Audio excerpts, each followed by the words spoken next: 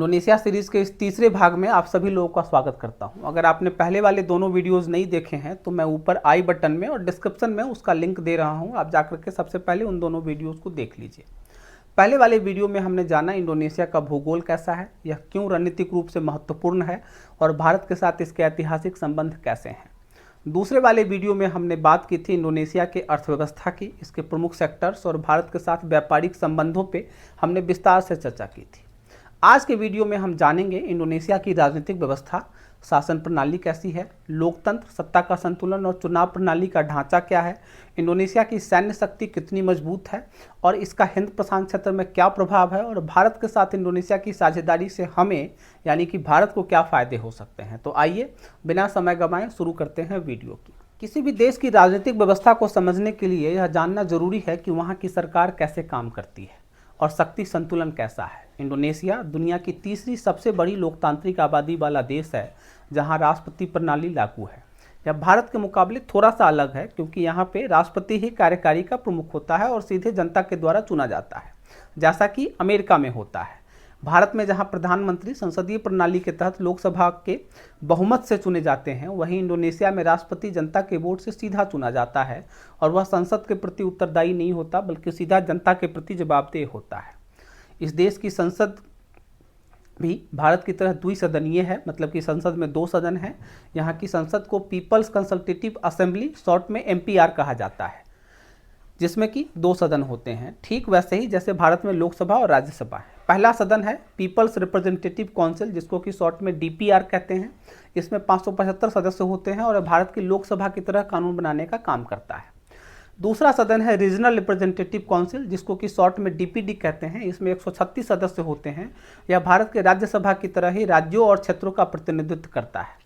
न्यायपालिका भी एक महत्वपूर्ण स्तंभ है जो संविधान की रक्षा करती है, हालांकि इसे कई बार कमजोर बताया जाता है, खास करके भ्रष्टाचार के मामलों के कारण। इंडोनेशिया में भी भारत की तरह राज्यों की अपनी सरकारें होती हैं। यहाँ 34 प्रांत है और हर प्रांत का अपना गवर्नर और प्रशासन होता है जो भारत के राज्यों की तरह अपने क्षेत्र के विकास और प्रशासन की जिम्मेदारी संभालते हैं।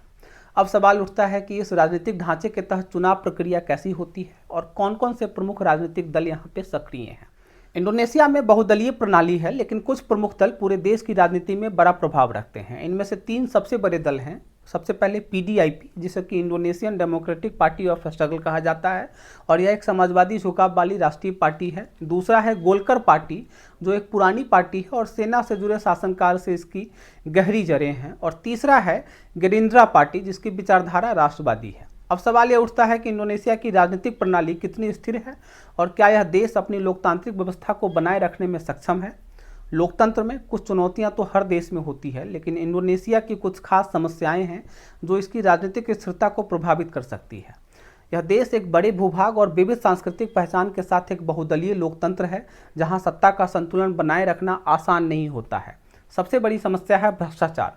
इंडोनेशिया को दुनिया के सबसे भ्रष्ट देशों में से एक माना जाता है। कई बार सरकारी अधिकारियों और राजनेताओं पर बड़े घोटाले के आरोप लगे हैं, जिससे नीति निर्माण और प्रशासन की पारदर्शिता पर असर पड़ता है। हालांकि सरकार ने भ्रष्टाचार विरोधी एजेंसी बनाई है, लेकिन इसकी प्रभावशीलता को लेकर के कई तरह के सवाल समय समय पर उठते रहते हैं।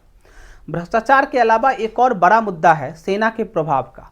भारत की तरह यहाँ की सेना सरकार के नियंत्रण में नहीं रही है, बल्कि इतिहास में कई बार सेना ने सरकार को कमजोर करने की कोशिश की है। 1967 से 1998 तक सुहार्तो शासनकाल के दौरान तो सैन्य तानाशाही पूरी तरीके से हावी थी। अब भले ही इंडोनेशिया एक लोकतांत्रिक शासन प्रणाली अपना चुका है, लेकिन सेना का प्रभाव अभी भी कई मामलों में वहाँ पे दिखता है।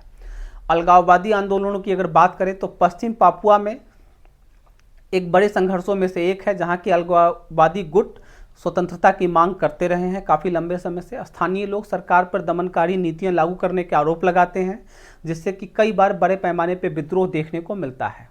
इंडोनेशिया की एक और चुनौती है राजनीतिक अस्थिरता। भारत में जहां स्थिर सरकार के लिए संसदीय बहुमत की जरूरत होती है, वहीं इंडोनेशिया में गठबंधन सरकारें बनती हैं, जिससे कि बार बार सत्ता परिवर्तन और अस्थिरता बनी रहती है। कई बार सरकारें ज़्यादा समय तक नहीं टिकती और नीति निर्माण बाधित होता है। इन राजनीतिक चुनौतियों के बावजूद इंडोनेशिया की सैन्य ताकत लगातार मजबूत हो रही है। इंडोनेशिया हिंद प्रशांत क्षेत्र में एक अहम रणनीतिक खिलाड़ी बन चुका है और इसकी सेना दक्षिण पूर्व एशिया की सबसे बड़ी सैन्य ताकतों में से एक मानी जाती है। इसकी सुरक्षा संरचना 3 प्रमुख सैन्य शाखाओं पर आधारित है। सबसे पहले थल सेना, फिर नौसेना और फिर वायुसेना।